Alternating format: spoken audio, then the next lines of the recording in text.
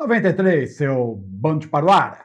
Eu sou Paulo de Loyola, o Mago Ranzinza.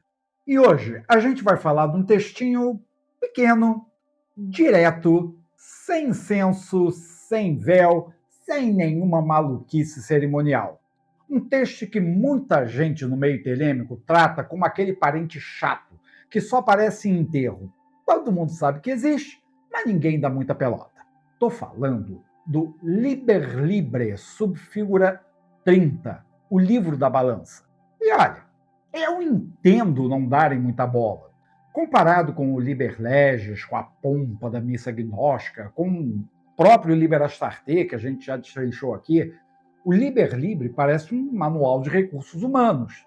Seja gentil, não julgue os outros, controle seus pensamentos.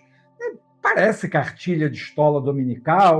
Ah, Ranzeza, isso nem é magia de verdade, é só liçãozinha de moral. Pois é exatamente isso. E exatamente por isso que ele é um dos textos mais importantes que você vai ler na vida se quiser praticar magia sem virar um babaca insuportável, ou pior, sem se ferrar sozinho por pura falta de estrutura psicológica.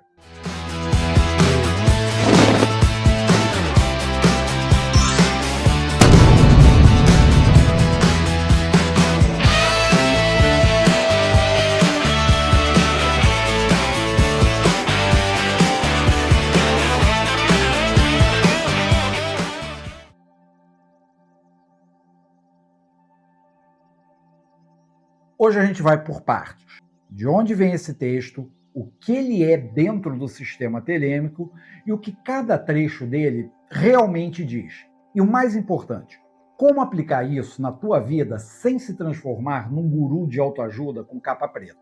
Logo de cara, tem umas coisas que todo mundo devia saber antes de sair citando um texto desse como se fosse a palavra final de algum deus.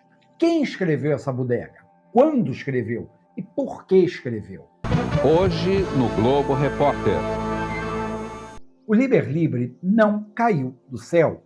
Ele não foi ditado por uma inteligência préter-humana num quartinho do Cairo, como o Liber Legis. Ele tem uma origem bem mais terrena e, para ser sincero, bem mais burocrática. É um documento adaptado pelo Aleister Crowley a partir de material da Golden Dawn, a ordem hermética da Aurora Dourada. Aquela ordem inglesa do finzinho do século XIX, que basicamente inventou o conceito de ordem iniciática moderna e de onde o Crowley foi membro antes de sair para o seu próprio rolê. Ou seja, antes de existir Telemann, antes do Cairo, antes do Liberal, já tinha uma penca de instruções para neófitos dentro da Golden Dawn. E o Liber Libre é basicamente uma dessas lições de casa. O Crowley pegou esse material, deu ali uma reescrita e publicou dentro do seu próprio projeto editorial, a revista The Equinox, aquele calhamaço periódico onde ele ia despejando toda a documentação técnica da ordem que ele fundou, a Astrum Argentum. E o próprio índice bibliográfico do Equinox descreve o Liber Libre, com a maior cara de pau, como um curso elementar de moral adequado para o homem médio. Não tem chamada mais troncha que essa em toda a literatura oculta. Não tem revelação suprema do Eon. É literalmente um curso de moral nível básico para o Zé Povi. E o nome? Libra, a balança. Claro que não é por acaso.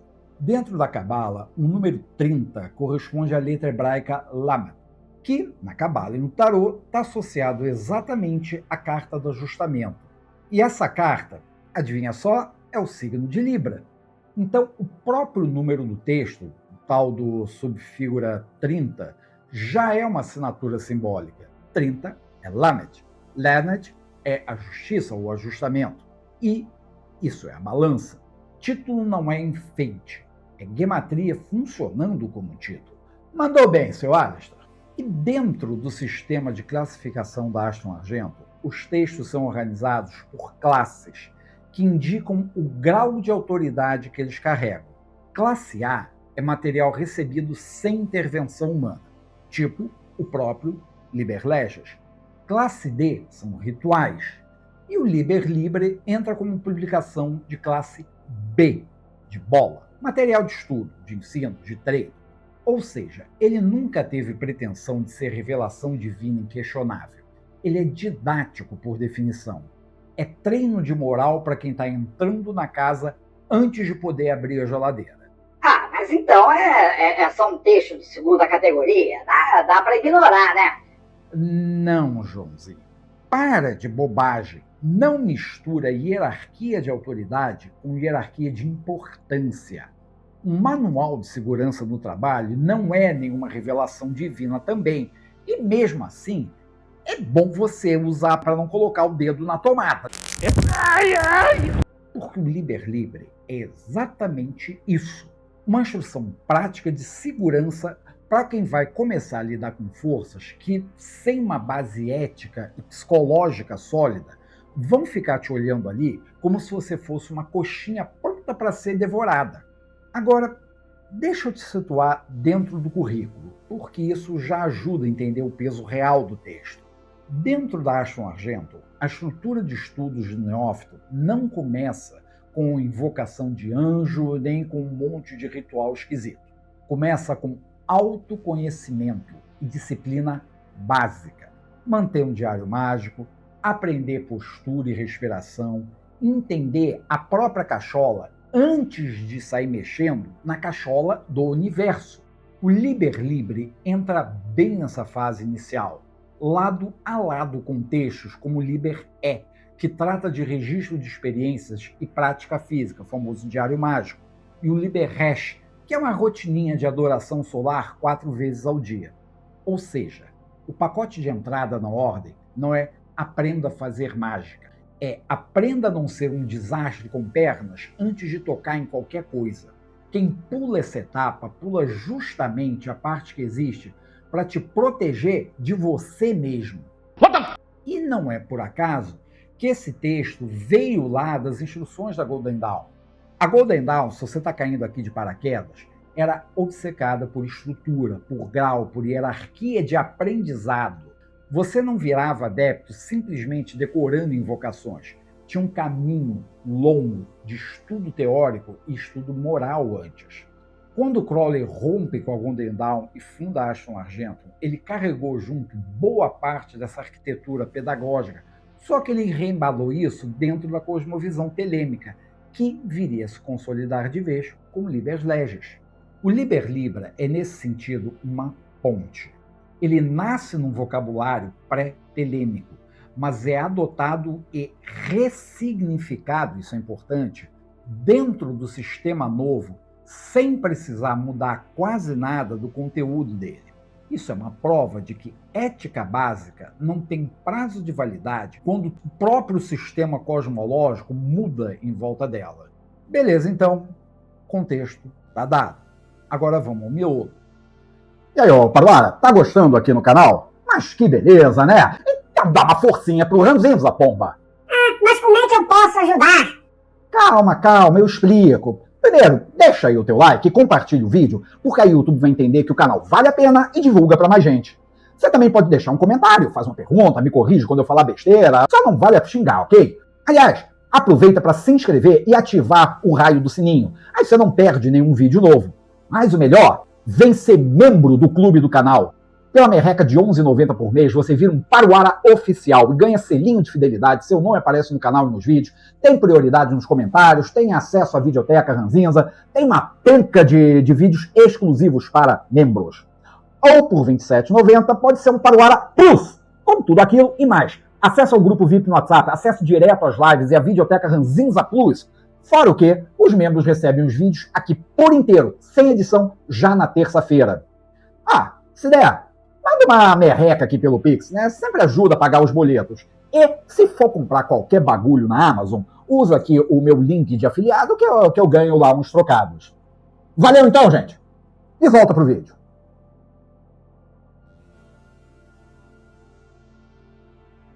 O texto é curto, 22 parágrafos, sem cerimônia, sem grandes poesias, direto ao ponto. como um professor rabugento que não tem lá muita paciência para enrolação. Vocês conhecem o tipo. Vamos dar uma olhada nele em blocos temáticos. Por quê? Porque ele tem uma progressão lógica, não é uma salada de conselhos soltos. E vamos começar.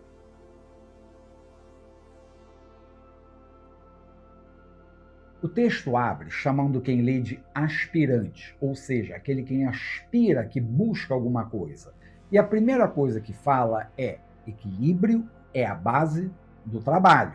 Todo mundo do rolê mágico quer sacudir a varinha e controlar o mundo. Só que, se você não tiver uma fundação firme em que você pode se apoiar para dirigir essas forças da natureza, como é que vai ficar? Isso parece até óbvio. Até você parar para pensar um tanto de gente que entra em magia achando que vai aprender a fazer coisas acontecerem antes de aprender a se segurar em pé. O texto está dizendo 100 meias palavras. Antes de aprender a comandar espírito, aprende a não desabar quando as coisas ficarem feias, porque elas vão ficar feias.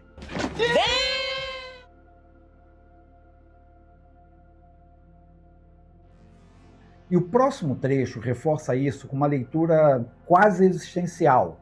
A gente nasce em meio às trevas da matéria e ao embate de forças contrárias.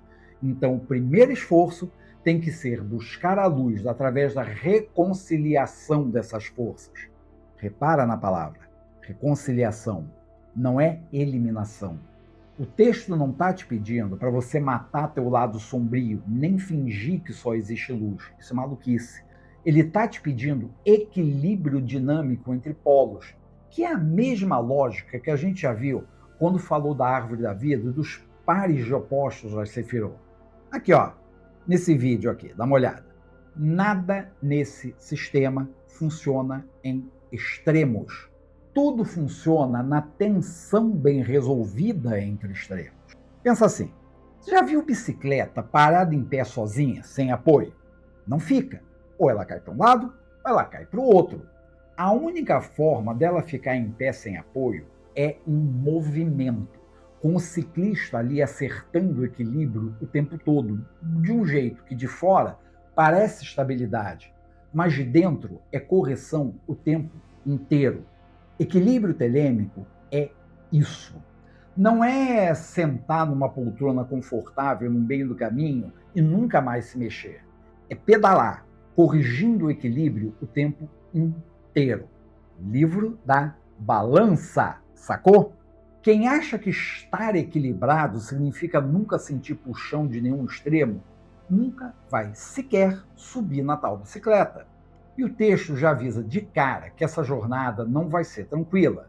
Ele fala de forças da natureza que você vai precisar dirigir, não observar de longe comendo pipoca.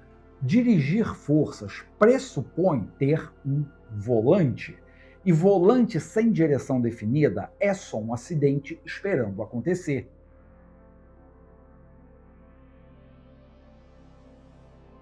Aí vem uma parte que costuma incomodar o telemita moderno, do tipo pílula azul do empoderamento. O texto manda você se regozijar com as suas provas e problemas, porque é neles que está a força, e por meio deles que se abre caminho para a luz. Calma, antes de fechar o vídeo achando que isso é discurso de coach, tipo, tudo acontece por um motivo. Não é isso. O texto está te dando uma ferramenta de reenquadramento psicológico. Saca só que interessante. Ele até cita a figura dos sábios e hierofantes do passado, perseguidos, torturados, atormentados, e diz que foi exatamente por isso que a glória deles cresceu. Tá bom. Tá dramático para cabojos. Mas a lógica de fundo é sólida. Dificuldade sem sentido é só sofrimento. Dificuldade com sentido vira material de construção. É a diferença entre você carregar um peso sem nenhum motivo e carregar o mesmo peso no treino da academia. A experiência muda completamente. Repara que o texto não está dizendo sofrimento é bom, no sentido de você sair procurando sofrimento por aí, feito masoquista de plantão. O que ele oferece é uma lente. Quando a provação chegar, e ela sempre chega, shit happens, você tem duas opções.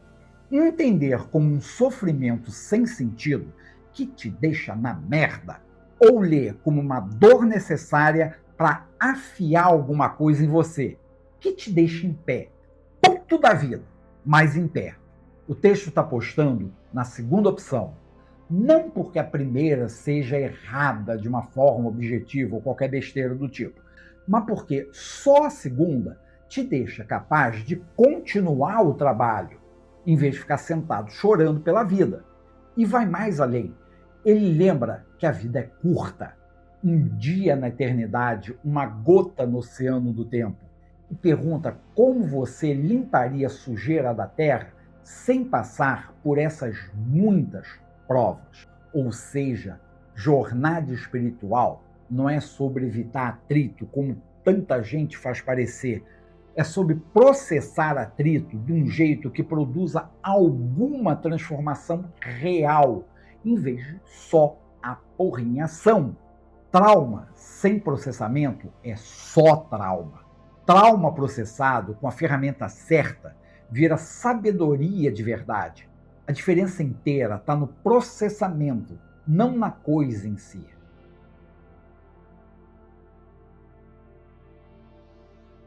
Cresceu em conhecimento? Toma cuidado aí, ô bonitão, para não crescer em vaidade também.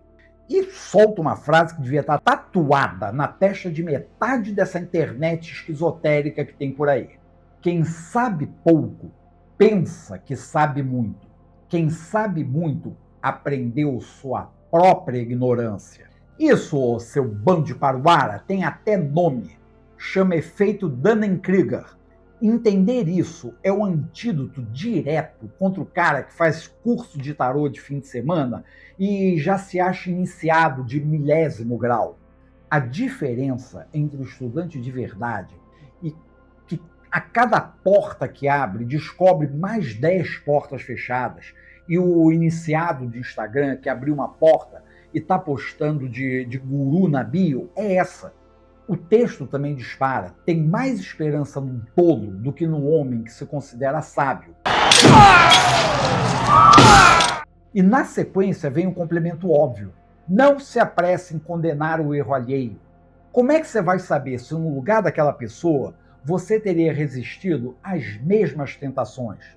Ou seja, humildade epistêmica sobre o que você sabe e humildade ética sobre como você julga. As duas juntas formam a base ética de todo o resto do texto. E isso aqui não é papinho de não julgue ninguém nunca, tipo aquele paz e amor requentado que a turminha Good Vibes vende por aí. O texto vai em frente e completa. Mesmo quando o outro é claramente mais fraco que você numa coisa, por que diabo você teria o direito de desprezar ele por isso? Repara, a lógica aqui não é abolir o discernimento ético, é abolir o desprezo. Você pode perfeitamente reconhecer que alguém agiu mal, foi fraco numa situação ou que fez caquinha. O que o texto diz é que sacanagem transformar esse reconhecimento em rebaixamento, em desprezo, de ficar olhando ali o outro de cima para baixo.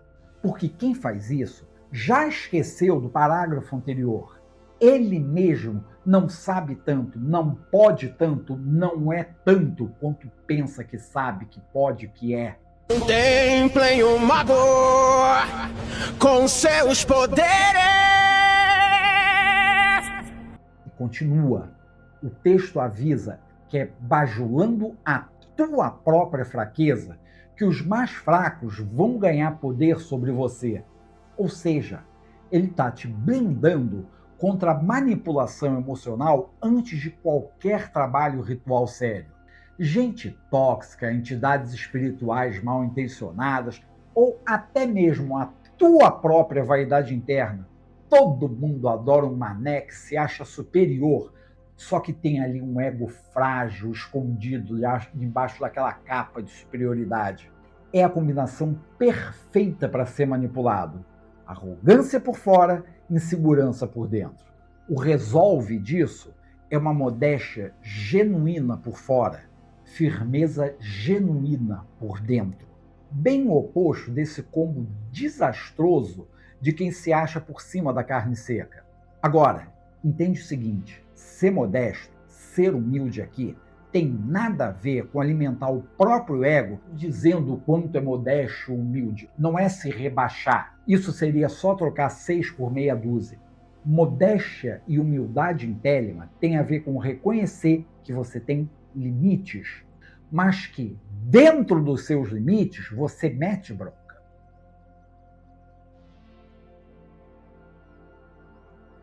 Tem um trecho que fala especificamente de como lidar com espíritos. Seja firme e gentil com eles. Você não tem direito de desprezar nenhuma entidade. Não tem essa de ficar repreendendo sem necessidade. Mas também não precisa ter medo deles. E aí ele solta um dos bizus mais citados do texto. Temer é fracassar e o começo do fracasso. E a coragem é o começo da virtude. Isso é conselho de ouro para quem faz trabalho ritual de verdade, não só de ficar assistindo o videozinho no YouTube. Se você vai fazer uma evocação, trabalho de manimento, não importa. Você tem que estar numa postura que não é nem covarde, nem arrogante. Você nem despreza, nem bajula. Você comanda, mas comanda com respeito. Vai tratar, seja lá o que for que você está trabalhando ali, como trataria, sei lá, por exemplo, um funcionário terceirizado que seja excelente no que faz. Você não vira capacho dele, também não vai ser babaca com ele, porque ele é bom no trabalho dele e você precisa dele funcionando direito.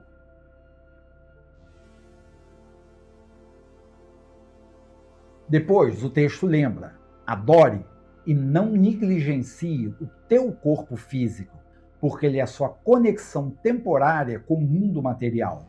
Fortaleça as paixões, mas discipline emoção e razão, e mira mais alto na vida.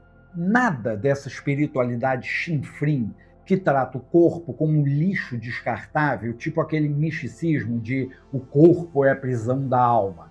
Telemann manda esse gnosticismo anticorpo de arrasta para cima. O corpo é veículo, o corpo é ferramenta, e ferramenta mal cuidada estraga o trabalho todo. Vá lá fazer ritual com pressão alta para tu ver no que dá.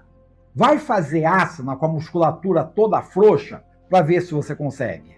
E aí vem o parágrafo que é o coração ético do texto inteiro. Força desequilibrada é prejudicial. Severidade desequilibrada é crueldade pura. Mas misericórdia desequilibrada também é fraqueza, que vai incentivar e permitir o mal.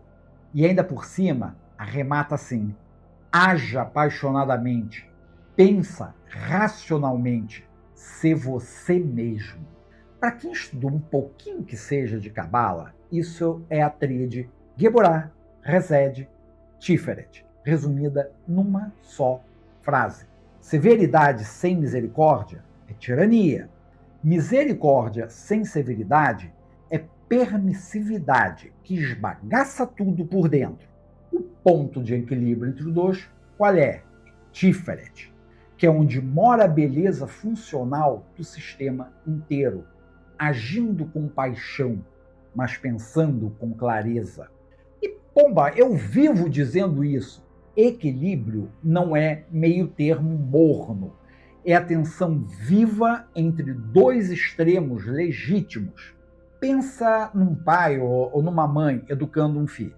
Só severidade, sem nenhuma misericórdia, você vai estar criando uma criança traumatizada, que vai estar aprendendo a mentir e se esconder para não ter que aguentar castigo. Não agir certo por entender o motivo pelo qual ela tem que agir certo. Por outro lado, só misericórdia, sem nenhuma severidade, e você vai estar criando um pirralho mimado sem limite nenhum, que acha que o mundo inteiro tem que ficar cedendo sempre que chorar mais alto. Nenhum dos dois extremos vai produzir caráter. O que produz caráter é o pai ou mãe que impõe um limite claro com firmeza e, ao mesmo tempo, acolhe com afeto genuíno quando o limite é testado. Isso, Iburá e Reset dançando juntos. E o produto dessa dança se chama Tiferet.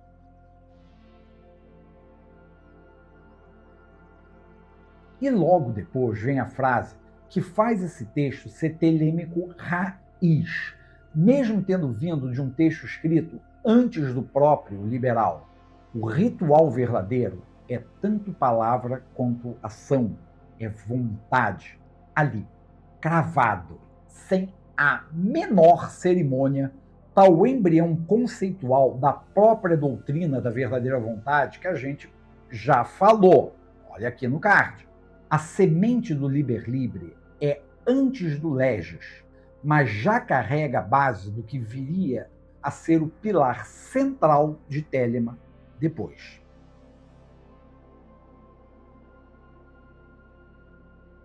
Tem um trecho meio arrebenta tudo, no bom sentido. A Terra é um átomo no universo e você é um átomo dentro dessa Terra. E mesmo que você virasse um deus desse planetinha michuruca que você vive, ainda ia ser só mais um átomo no meio de um monte de outro. Isso não é niilismo, presta atenção. É o remédio para essa mania que a turma do rolê ocultista tem de sempre se achar o último biscoito do pacote. Sim, biscoito, não sou paulista. Porque, convenhamos, ficar decorando um monte de nome de anjo, invocando a entidade, falando umas línguas esquisitas, dá um baita ibope pro ego. Só que o texto está te lembrando o quão você é pequeno nessa escala cósmica toda.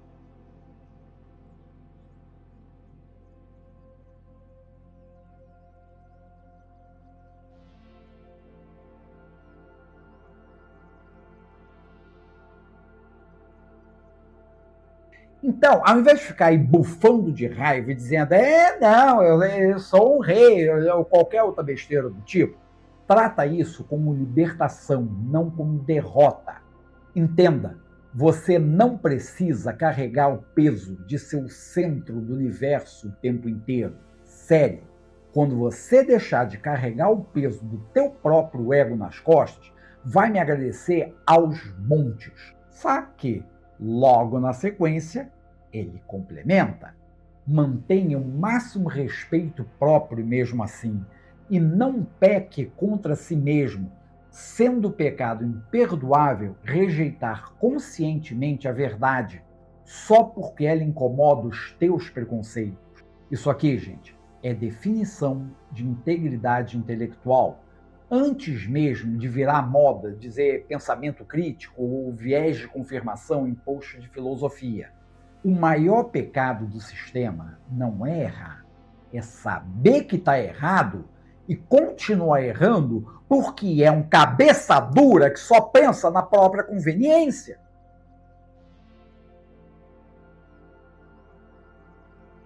O texto vai entrar, então, numa parte mais técnica. Aprenda a controlar o pensamento.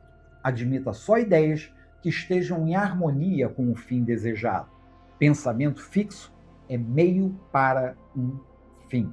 E aí ele vai soltar uma analogia, que é a seguinte. O ato material é só a expressão visível do pensamento. Se um pensamento casual já produz efeito, imagina o pensamento concentrado.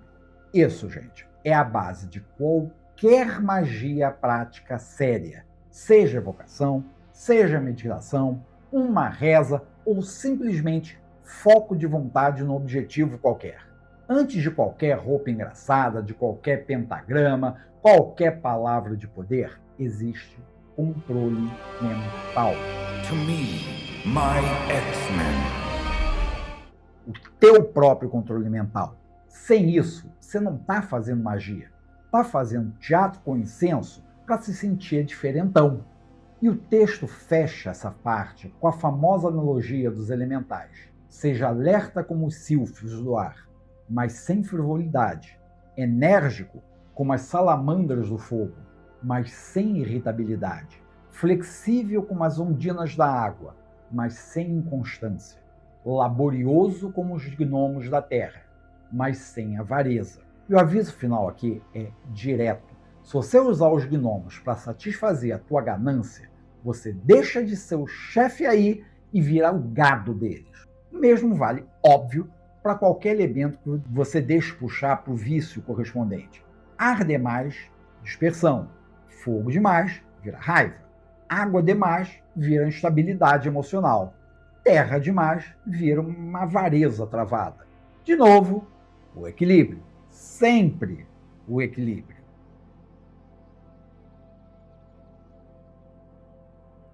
O texto termina com um parágrafo que, por uma tradição que às vezes carrega a fama de arrogante sectária, é surpreendentemente maduro. Em verdadeira religião não existe sectarismo. Então, cuidado para não blasfemar o nome pelo qual o teu irmão reconhece Deus. Porque se você blasfemar contra Júpiter, você blasfema contra Yahvé. E se blasfemar contra Osíris, blasfema contra Yeshua. Ou seja, os nomes mudam, as máscaras culturais mudam, mas o texto está afirmando que existe algo estruturalmente equivalente por trás das diferentes tradições religiosas. Agora, isso não é aquele relativismo bobo do tipo todas as religiões são iguais, então tanto faz, e blá blá blá. Não, é um reconhecimento de que a forma varia, mas a função permanece. E fecha com uma citação reciclada lá da Bíblia, do Sermão da Montanha. Pede e será dado, procura e encontrarás, bate e se abrirá para ti. Porque para Telemann, a fonte da sabedoria pouco importa. O que importa é se a sabedoria funciona. E repara no timing dessa afirmação dentro do texto. Não é o primeiro parágrafo, é o último.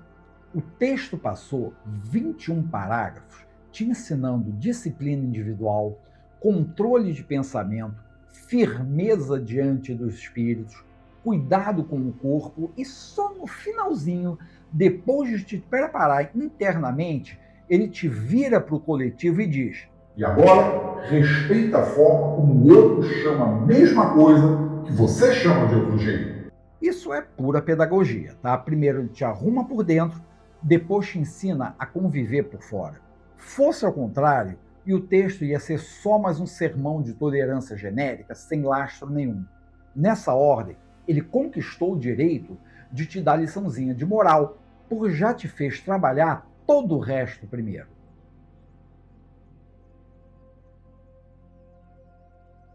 Beleza, texto lido, verso por verso, com a devida paciência. Só que ficar só na exegese é o tipo de coisa que vão encher o saco dizendo: o Ranzinza só fica comentando o texto antigo, não ensina nada que sirva para minha vida. Quer saber, ô seu chato? Vamos para a aplicação prática, que é a parte que realmente separa quem lê Liber Libre de quem vive Liber Libre. Porque é isso que diferencia. Primeiro ponto prático. Antes de você montar o altar, comprar a daga ritual, tentar invocar qualquer coisa mais forte que a tua própria paciência, faz um inventário ético, esse que o texto está propondo. Você julga os outros rápido demais? Você se acha o fodão depois que leu 3 livros? Você trata a dificuldade como sinal de fracasso pessoal em vez de material de trabalho? Esse é literalmente o pré-requisito psicológico antes de mexer em qualquer coisa mais séria. A Golden Dawn não colocava esse texto na frente dos neófitos por acaso. Eles sabiam que gente instável emocionalmente, com acesso a ferramentas de poder, é receita para...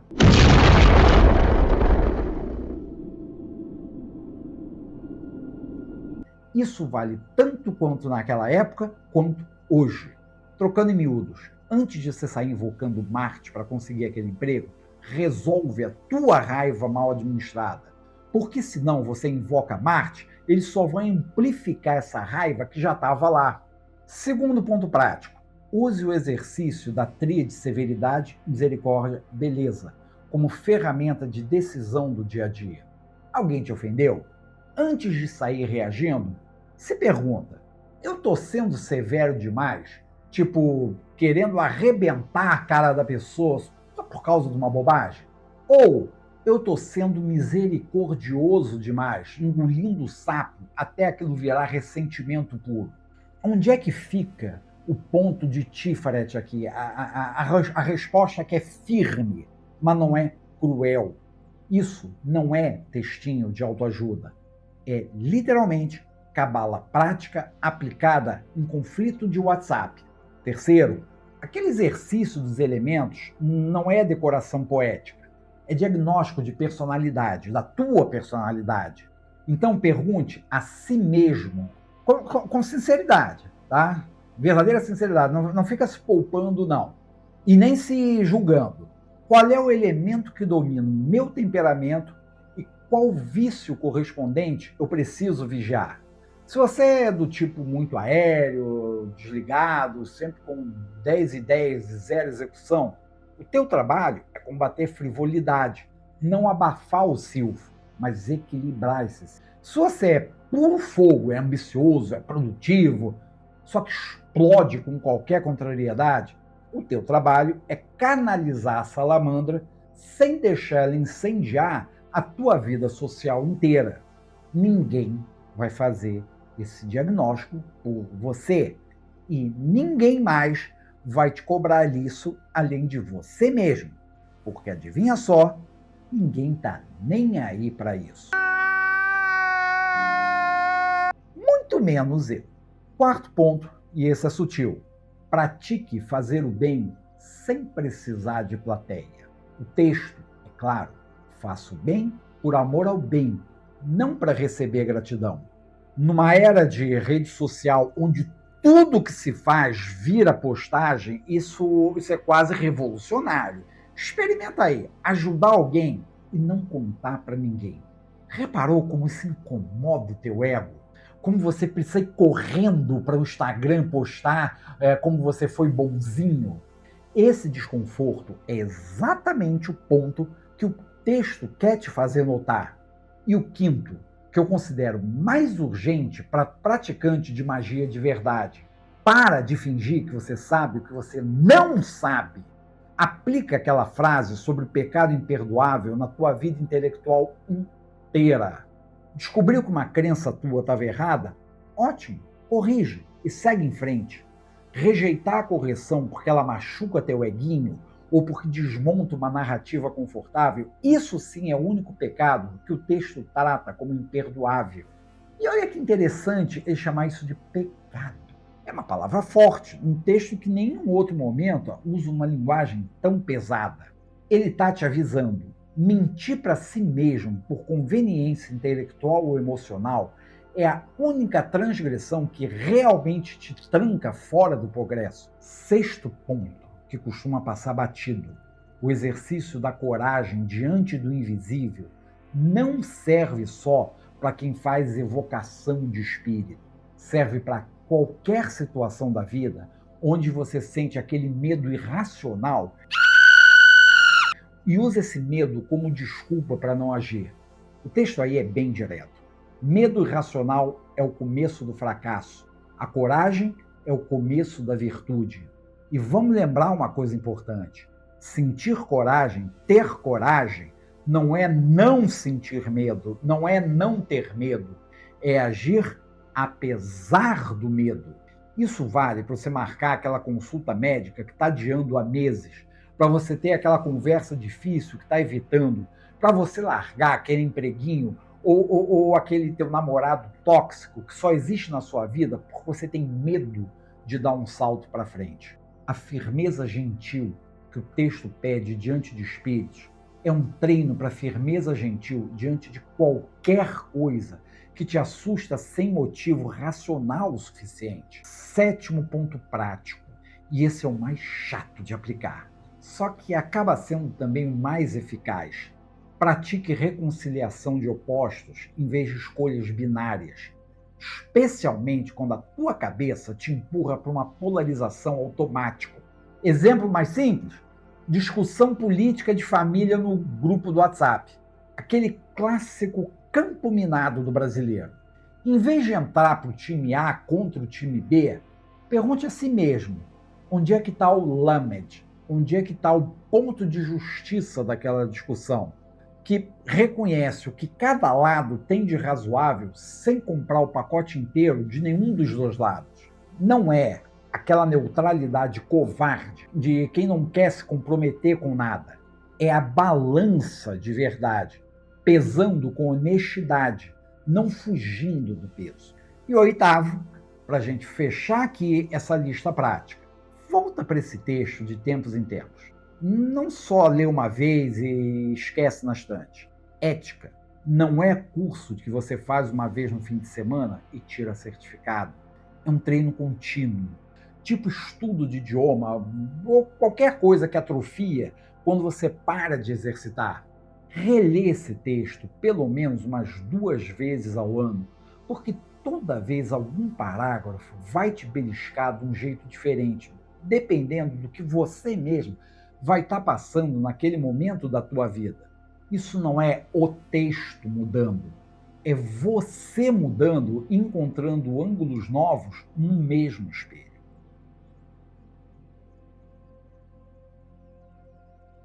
Então, voltando lá para a pergunta inicial, Liber Libre é magia? Não. Não nesse sentido fantasioso de fazer coisa aparecer do nada ou, sei lá. É melhor que isso. É magia de verdade. É a fundação sem a qual toda a parte chique da magia vira circo. Um circo caro e perigoso. Liber Libre é curto de propósito. Ele não quer impressionar você com erudição cabalística ou drama cósmico ou outra bobagem dessa. Ele quer, com a paciência de um instrutor que já viu gente demais se machucar, por pular etapa. E vai te deixar numa postura mínima decente antes de você tocar em qualquer força que mereça respeito. Equilíbrio entre extremos, humildade sobre o próprio conhecimento, coragem sem arrogância diante do invisível, disciplina do corpo e do pensamento, e a recusa obstinada em mentir para si mesmo. Ele foi publicado como uma lição elementar de moral e classificado sem nenhuma pretensão de revelação suprema. O Liber Libre acaba sendo, ironicamente, um dos textos mais indispensáveis de toda a bibliografia telêmica, porque ele não te ensina a fazer mágica. Ele te ensina a merecer fazer magia sem virar um perigo para você mesmo e para os outros ao teu redor. Então, próxima vez que alguém chegar perto de você com aquele ar de já domino o Goécia, já invoco isso e aquilo, olha bem para esse cara de pau e pergunta o seguinte: e o Liber Libre? Você já aplicou ou só deu uma lidinha ali por cima? Olha, eu vou te dizer uma coisa, eu aposto no melhor incenso que a resposta para isso vai ser ou simples silêncio ou uma cara de tô nem aí para isso. E, bom, por hoje é isso, seu bando de paroá. E olha, se esse vídeo fez algum sentido para você, vê aí na descrição o link para o texto do Liber Libre. Além de, claro, link para livros de verdade que vão te fazer compreender o Libre melhor do que qualquer videozinho da internet. Sim, inclusive esse. E, só de gaiato, comenta aí embaixo qual foi o parágrafo do texto que mais te doeu no ego. Duvido que eu não tenha tido pelo menos um. Até semana que vem, seu bando de paroaras. 93 para vocês.